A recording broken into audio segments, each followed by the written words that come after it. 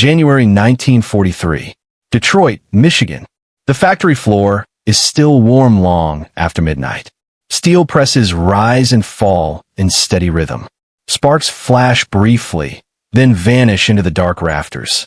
Outside, snow gathers along the windows, untouched by the sound inside. A woman tightens her gloves and returns to her station. Earlier that evening, a telegram arrived at her door. Black border. Few words. Somewhere far away, a name has been crossed from a unit roster. No sirens stop the machines. No pause ripples through the line. The shift continues. Across the Atlantic, German soldiers will later try to understand this. They will see new tanks replacing destroyed ones. New aircraft filling the skies weeks after heavy losses. Supplies arriving without delay. They will hear rumors. Factories staffed by women who have already buried brothers, husbands, sons. To men fighting a war of attrition, this endurance feels unnatural, almost mechanical, almost impossible. Yet it is not driven by indifference. It is driven by resolve. Quiet, repetitive, uncelebrated resolve. And as the war stretches on, this steady motion, unbroken by grief, will become something the German army can no longer explain, only observe, as the imbalance of the war begins far from the front lines. The world before endurance became strategy. Before the war, the division was clear.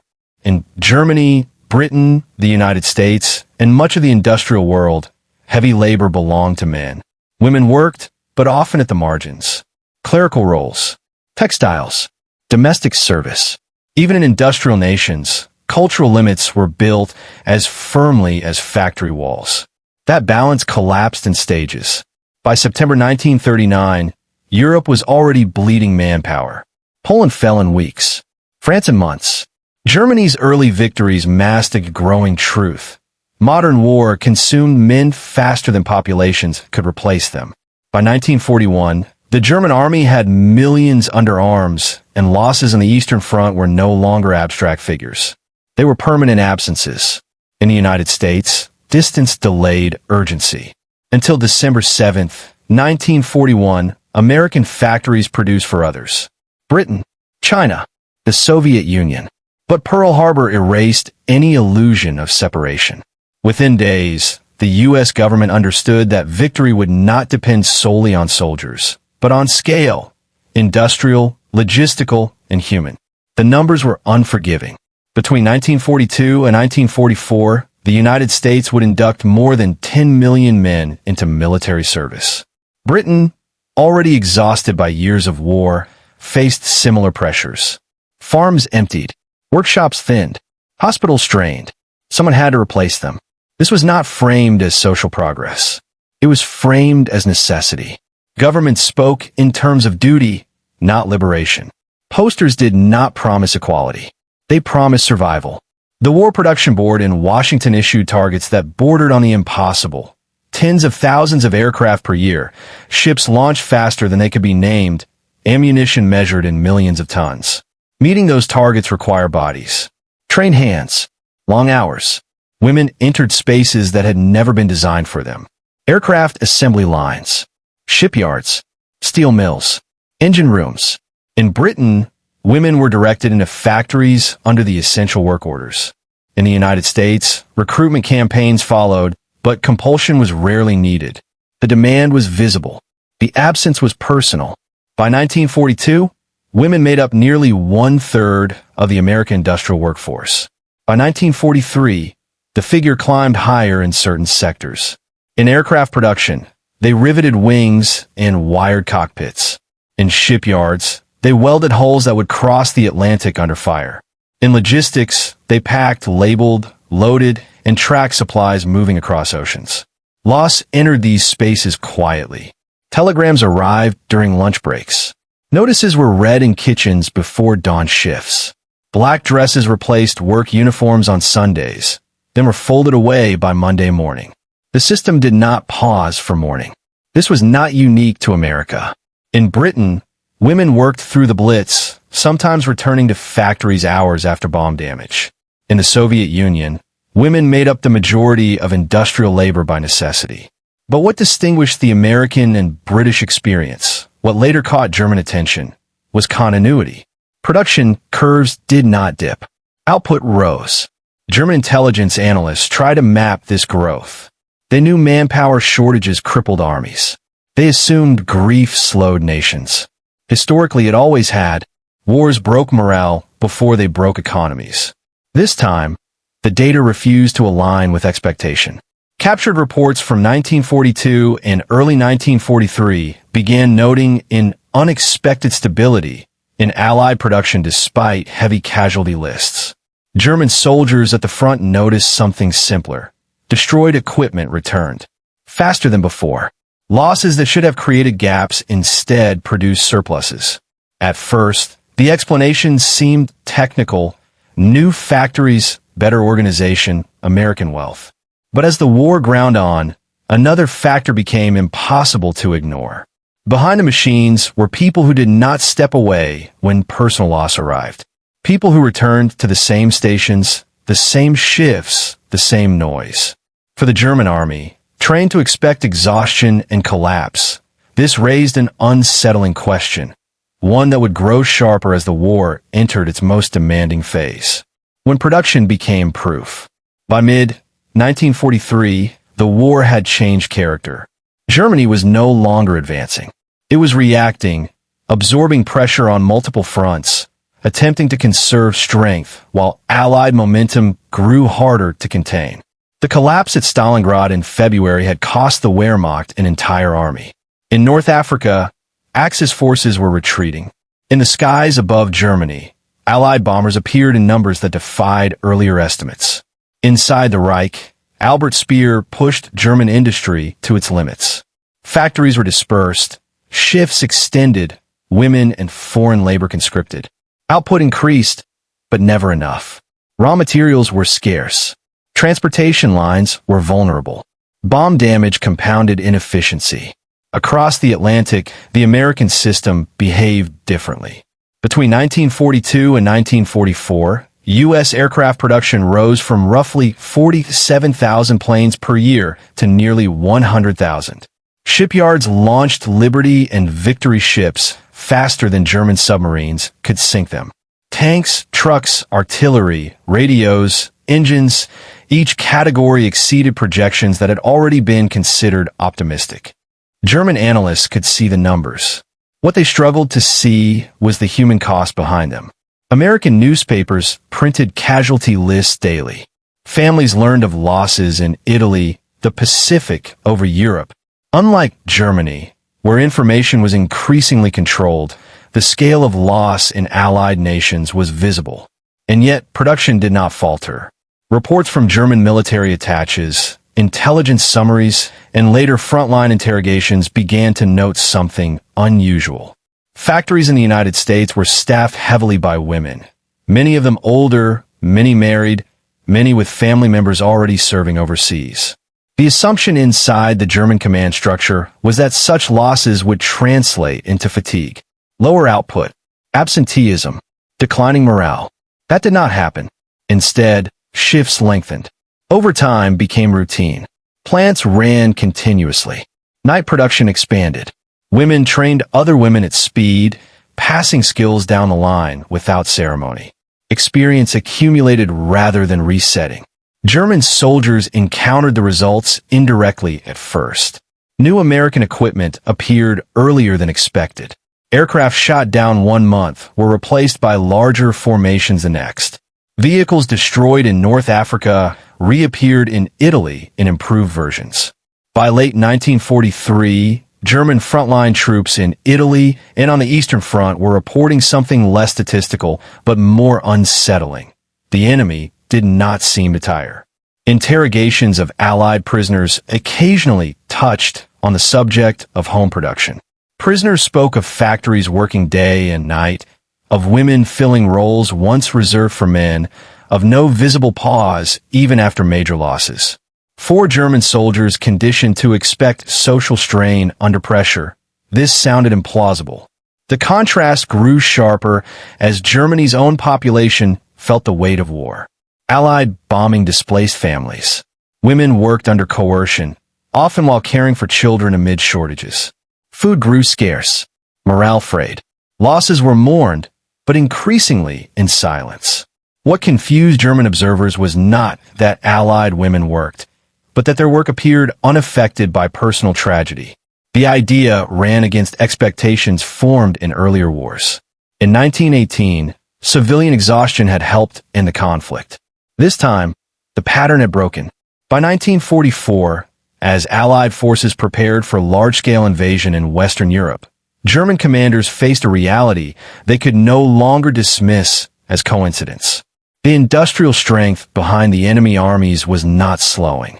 It was accelerating.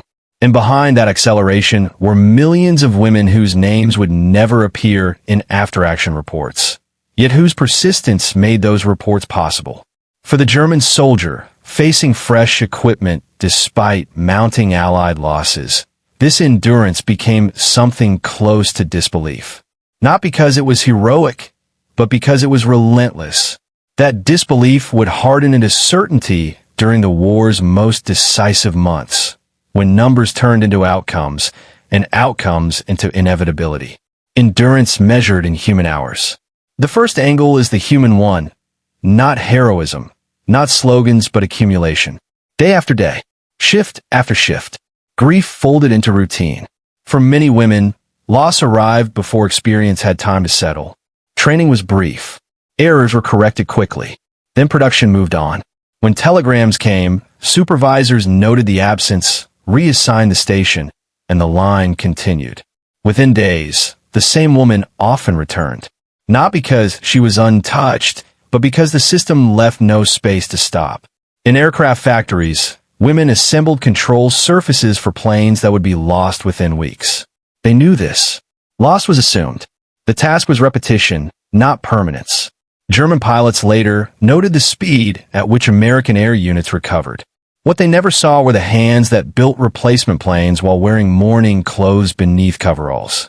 The second angle is industrial. German planners understood output in theory. They believed disruption followed loss. In Allied systems, production was insulated from individual absence. Skills were standardized. Processes simplified. Training manuals replaced apprenticeships. Women learned specific tasks, not entire trades. This allowed factories to absorb loss without collapse. To German observers, this looked impersonal, cold, efficient to the point of inhumanity. But it was precisely this structure that allowed women to endure personal tragedy without visibly slowing work. The third angle is medical and support roles. In military hospitals, nurses worked through casualty waves that mirrored factory shifts. Some received notice of family deaths while treating strangers wounded by the same battles. Records from U.S. Army Nurse Corps units show minimal attrition during peak casualty periods. Rotations continued. Staff numbers held. German soldiers taken prisoner in Italy and France occasionally encountered American medical units staffed largely by women. What struck them was not tenderness, but order. Systems ran without pause. Wounded men moved through processes that functioned regardless of individual emotion. These observations filtered back in fragments, through interrogations, intelligence summaries, and rumor. They painted a picture that conflicted with expectation. Loss existed, but it did not disrupt output. For German soldiers, raised on the idea that morale collapse preceded defeat, this endurance suggested something deeper. A war effort not dependent on momentum, but on routine. This realization did not arrive all at once. It built slowly, reinforced by repeated encounters with an enemy whose losses never seemed to thin their ranks or weaken their supply. And as these impressions accumulated, disbelief began to shift into something more troubling: recognition. The enemy tries to understand. From the German perspective, the fourth angle was perception. How this endurance was interpreted, processed, and ultimately feared. German military culture emphasized morale as a finite resource. The collapse of civilian confidence in 1918 still loomed large in institutional memory. Losses, hunger, and fatigue had once ended a war without armies being fully destroyed. Many German officers expected a similar pattern to emerge among the Allies. It did not. Frontline soldiers were the first to sense the difference. In Normandy, Italy, and later Western Germany, German troops encountered Allied units equipped with new weapons despite recent heavy losses. Vehicles appeared clean, updated, improved. Replacement units arrived fully supplied. The assumption that the enemy must be straining under the same pressures proved false. During POW interrogations, German intelligence officers noted repeated references to women in American factories and support roles. These were not framed emotionally by prisoners, just matter-of-fact descriptions of how things worked. Shifts were covered. Output continued. Absence was managed. This unsettled German listeners. The fifth angle was psychological. German soldiers lived in a shrinking world. Bombed cities, disrupted transport, families displaced. Letters from home described scarcity and exhaustion. In contrast, the enemy appeared untouched by similar collapse. Loss existed, but it did not fracture the system. What disturbed German troops was not admiration. It was the implication that suffering alone was no longer decisive. The sixth angle was moral, though rarely expressed openly. German propaganda emphasized sacrifice, but also victimhood. Allied women, working without visible breakdown despite personal loss, undermined this narrative. It suggested a society capable of absorbing pain without demanding immediate reward or recognition. By late 1944, this realization became unavoidable. The enemy's strength did not rest solely in weapons or numbers, but in a civilian structure that refused to slow, even when grief was constant. For German soldiers, this was not a matter of ideology. It was experiential. They saw the results on the battlefield. They felt it in the imbalance of attrition. And by the time the war reached its final, decisive phase, disbelief had given way to a harsher understanding.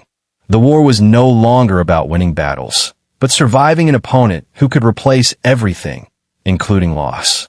That understanding would crystallize during the final turning point of the conflict, when endurance translated into inevitability, when endurance became decisive. The turning point did not arrive with a single explosion or announcement. It arrived in numbers, quietly, relentlessly, and beyond dispute.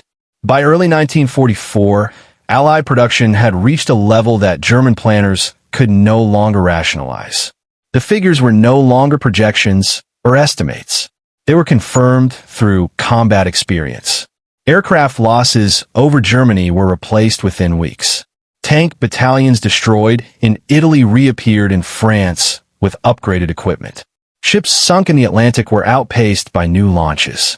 For German soldiers, the realization came in fragments.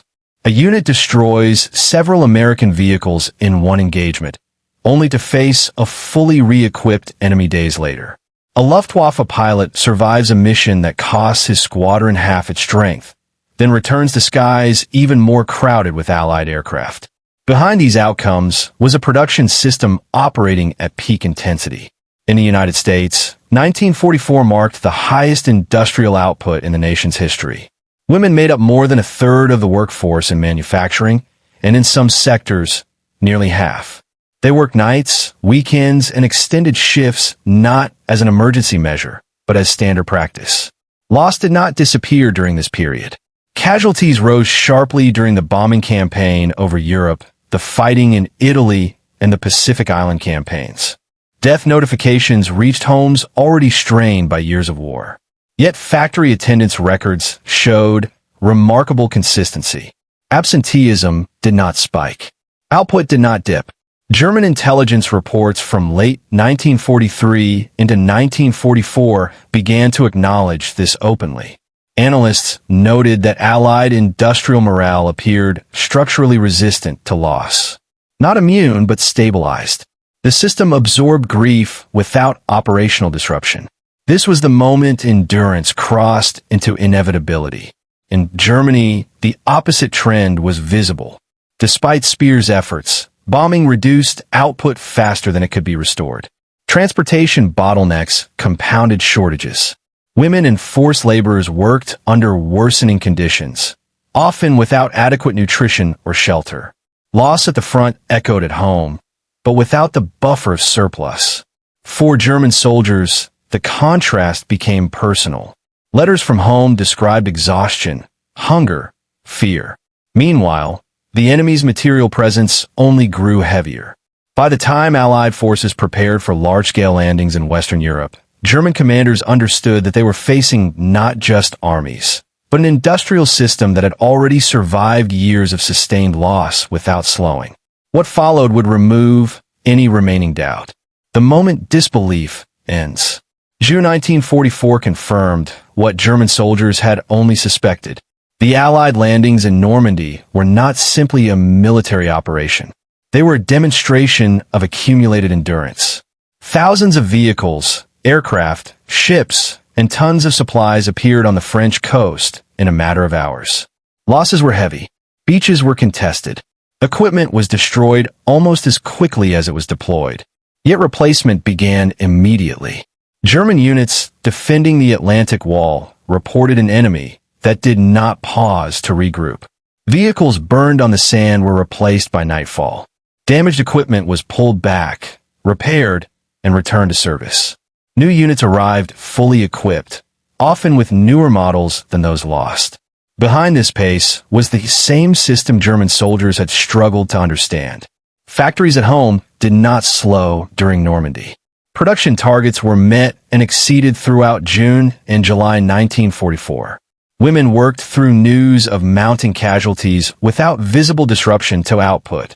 German officers writing after-action reports noted the inexhaustible nature of Allied resources. The term was not hyperbole. It was a recognition that loss no longer translated into operational weakness. As the Allied advance continued through France, the pattern repeated.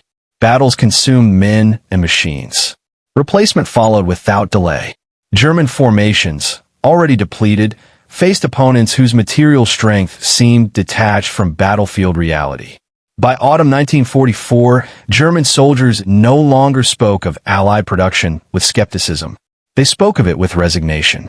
The question was no longer how such endurance was possible, but how long Germany could continue to resist it. Inside the Reich, the strain was total. Bombing had reduced cities to rubble. Transportation networks fractured. Food shortages deepened. Women worked under compulsion, often while displaced or homeless. The system strained visibly under loss. The Allied system did not. For German soldiers at the front, this contrast ended any lingering belief in reversal. They were not facing an enemy that would collapse from grief or fatigue. They were facing one that had learned to function through both. Endurance had ceased to be a background factor. It had become the deciding force. And as the war entered its final months, the consequences of that endurance would unfold with brutal clarity. The moment disbelief ends. June 1944 confirmed what German soldiers had only suspected. The Allied landings in Normandy were not simply a military operation. They were a demonstration of accumulated endurance. Thousands of vehicles, aircraft, ships, and tons of supplies appeared on the French coast in a matter of hours. Losses were heavy. Beaches were contested. Equipment was destroyed almost as quickly as it was deployed. Yet replacement began immediately. German units defending the Atlantic Wall reported an enemy that did not pause to regroup. Vehicles burned on the sand were replaced by nightfall. Damaged equipment was pulled back, repaired, and returned to service. New units arrived fully equipped, often with newer models than those lost. Behind this pace was the same system German soldiers had struggled to understand. Factories at home did not slow during Normandy. Production targets were met and exceeded throughout June and July 1944. Women worked through news of mounting casualties without visible disruption to output. German officers writing after-action reports noted the inexhaustible nature of Allied resources. The term was not hyperbole. It was a recognition that loss no longer translated into operational weakness. As the Allied advance continued through France, the pattern repeated. Battles consumed men and machines. Replacement followed without delay. German formations, already depleted, faced opponents whose material strength seemed detached from battlefield reality. By autumn 1944, German soldiers no longer spoke of Allied production with skepticism. They spoke of it with resignation. The question was no longer how such endurance was possible, but how long Germany could continue to resist it. Inside the Reich, the strain was total. Bombing had reduced cities to rubble. Transportation networks fractured. Food shortages deepened. Women worked under compulsion, often while displaced or homeless. The system strained visibly under loss. The Allied system did not. For German soldiers at the front, this contrast ended any lingering belief in reversal. They were not facing an enemy that would collapse from grief or fatigue. They were facing one that had learned to function through both. Endurance had ceased to be a background factor. It had become the deciding force. And as the war entered its final months, the consequences of that endurance would unfold with brutal clarity. The cost of relentless work. By spring 1945, the war had reached its grim conclusion. German forces were collapsing on multiple fronts. The Red Army advanced from the east, while American, British, and Canadian forces pushed through Western Europe. Entire cities had fallen. Armies that had once seemed invincible were reduced to isolated pockets of resistance. For the Allies, the victory owed as much to the front lines as to the vast home front that had sustained them. Factories continued producing while warplanes fell in flames over Germany. Shipyards launched vessels even as ports were threatened. Every loss at the front was matched by immediate replacement from the rear. Women were central to this process. Their labor was unglamorous, uncelebrated, yet indispensable. In aircraft plants across Michigan, Ohio, and California, they worked 12-hour shifts assembling wings, engines, and fuselages. In munitions factories, rivets were driven, shells packed, and materials shipped in precise quantities to sustain battles overseas. Their attendance remained remarkably steady, even after learning of personal tragedy. Medical roles reflected the same endurance. Army nurses and civilian volunteers cared for thousands of wounded soldiers daily. Telegrams announced deaths and injuries, yet hospitals functioned without pause. Records show minimal attrition from grief, even in the heaviest casualty months. German intelligence had taken note.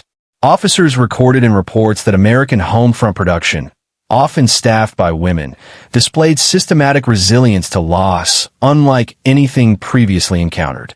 German soldiers, encountering fresh Allied equipment on battlefields repeatedly, could scarcely reconcile the pattern with their experience of attrition warfare. The numbers spoke clearly. By the end of the war, American aircraft production totaled over 300,000 units. Tanks and armored vehicles exceeded 88,000. Liberty and Victory ships had launched at rates faster than the Kriegsmarine could sink them. Ammunition output surpassed enemy consumption in multiple campaigns. Yet the human side of these figures was often invisible.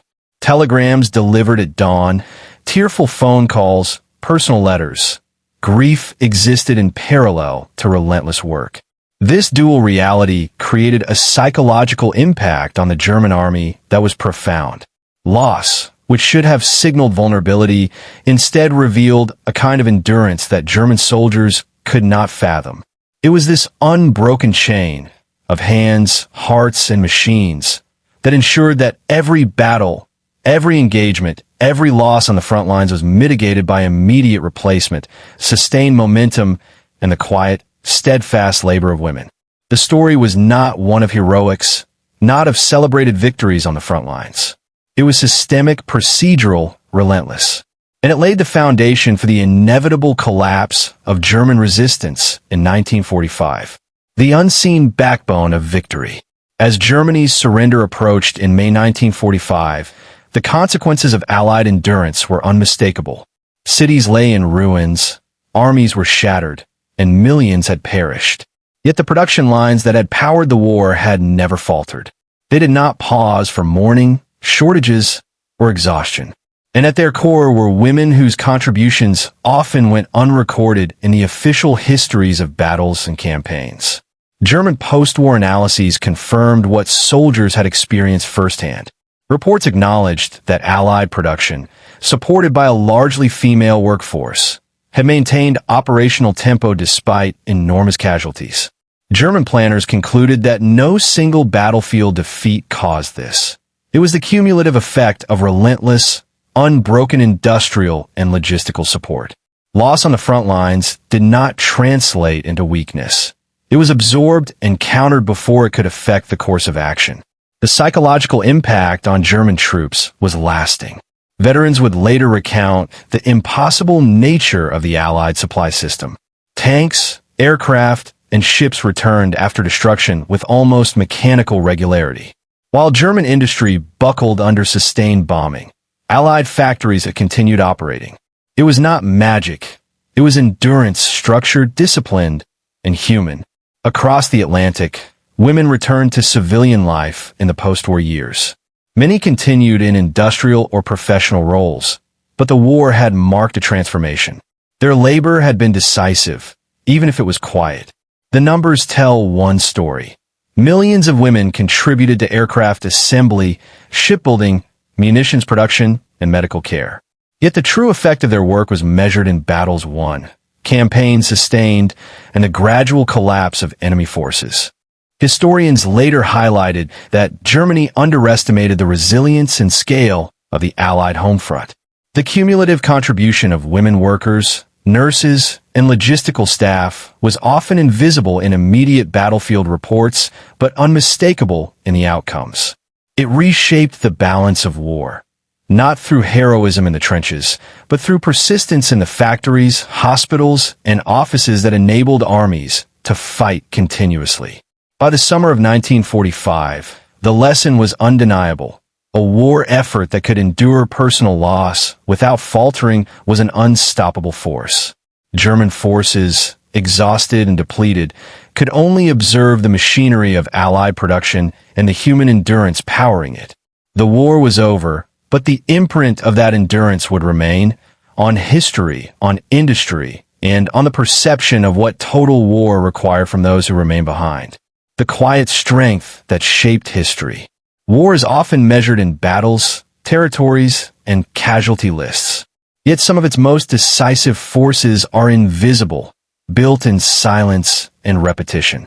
The women who endured personal loss without slowing work did not wield rifles or command divisions, but they shaped outcomes just as effectively.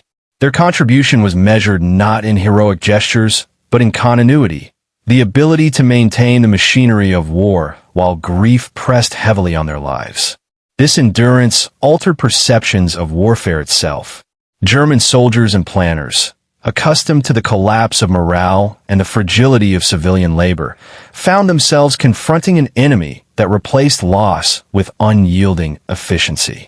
The psychological impact of that realization, seeing equipment restored, armies supplied, campaigns sustained, was as profound as any battlefield defeat. It revealed that total war extended far beyond front lines, demanding a home front capable of functioning under relentless pressure. Historically, this period also transformed societies. Women proved their labor indispensable, their skill undeniable. Post-war economies, industries, and social structures would never fully revert to pre-war norms.